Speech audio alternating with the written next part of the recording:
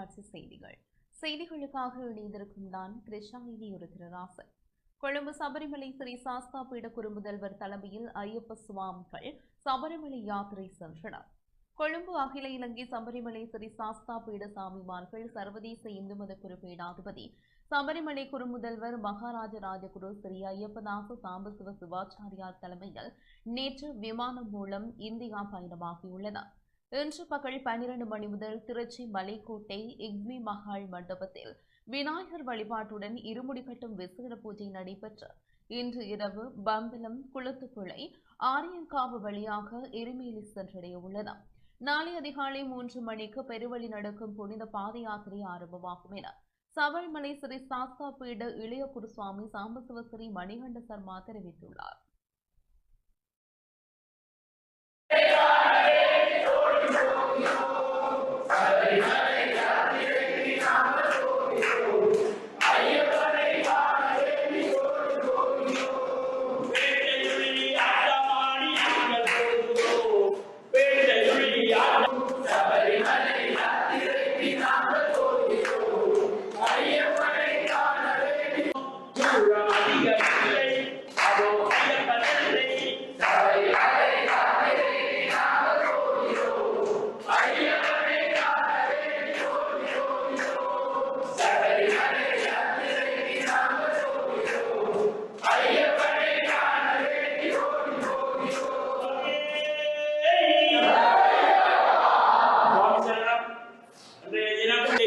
சிறப்பான முறையிலே சங்கல்பத்தோடு மகா கணபதி ஹோமத்தோடு மலையாள முறைப்படி அந்த இருமுடி பூஜை வழிபாடுகள் எல்லாம் செய்து இருமுடியை சுமந்து நாம் காடுமலை கணிந்து இந்த மலை யாத்திரை புறப்படுகின்ற இந்த தருணத்திலே உலகெங்கும் வாழுகின்ற அனைத்து பக்தர்களும் ஒன்று கூடி மலை யாத்திரை செல்லுகின்ற இந்த சபரிமலை புனித யாத்திரையிலே நாமும் சென்று இறைவனுடைய திருவருளை எல்லாம் பெறுகின்ற வகையிலும் உலகெங்கும் வாழுகின்ற அனைத்து மக்களுக்கும் ஐயப்பனுடைய பரிபூர்ணமான திருவுருளெல்லாம் நிறைய வேண்டும் என்று பிரார்த்தித்து இலங்கை திருநாட்டிலே கடந்த ஆண்டிலே ஏற்பட்ட அசம்பாவிதங்கள், இயற்கை அனர்த்தங்கள், இந்த மண் சரிவு, மழை வெள்ளம் காரணமாக ஏற்பட்ட அனைத்து மக்களுடைய துன்பங்களும் தீர வேண்டும். இனிமேல் இவ்வாறான ஒரு இயற்கை அனர்த்தங்கள் நடைபெறாமல் எங்களுடைய இலங்கை நாடு மட்டுமல்ல உலக நாட்டு மக்களுக்கும் காந்தமலை ஜோதியாகிய சபரிமலை சுவாமி ஐயப்பனுடைய பரிபூர்ணமான திருவருள் நிறைய வேண்டும் என்று சொல்லி இறைவன் காந்தமலை ஜோதியாகிய ஐயப்பனை பிரார்த்திப்போம். சுவாமியே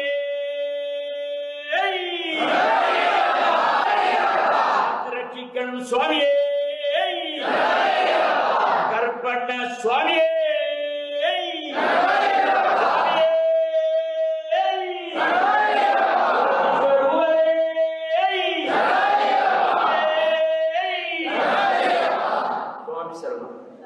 இத்துடன் இந்த செய்தி அறிக்கை நிறைவு பெற்றது. தொடர்ந்து நிகழ்ச்சிகளோடு இணைந்திருங்கள். வணக்கம்.